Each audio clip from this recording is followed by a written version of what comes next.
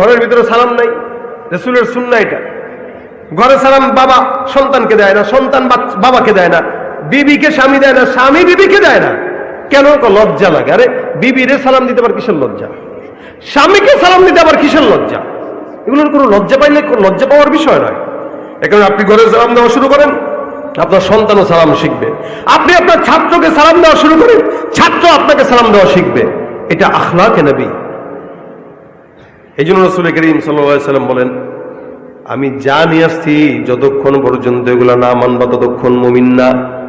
লা ইউমিনু আহাদুকুম হাত্তা ইয়াকুনা হাওয়াহু তাবান lima Jitu B. ভাইরা আমার, রাসূলের সঙ্গে মহব্বত করা দরকার। আমাদের মহব্বতটা অনেক দূর হয়ে গেছে, যার কারণে আমাদের সুন্নাত, রাসূলের সুন্নাত আমাদের মুখে প্রকাশ পায় না, আমাদের টুপি দাড়িতে প্রকাশ পায় না, আমাদের কথাবার্তায় প্রকাশ পায় না। এই কারণে রাসূল সাল্লাল্লাহু আলাইহি ওয়াসাল্লামের সাথে মহব্বত তৈরি হওয়ার জন্য ছোট্ট একটা কাজ আছে। এই কাজটা যদি আমি আপনাদেরকে বলি, আপনারা মানার ইচ্ছা আছে তো? ইনশাআল্লাহ। আগে আমার জন্য দোয়া করবেন যেন আল্লাহ পাক আগে আমার ভিতরে দেয়, তারপরে আপনাদেরকে দেয়। বলেন আমিন। এক কি এটা?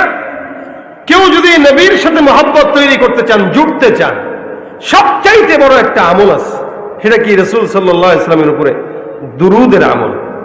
আল্লাহর নবী বলেন, মান সাল্লা আলাইয়া সালাতান ওয়াহিদা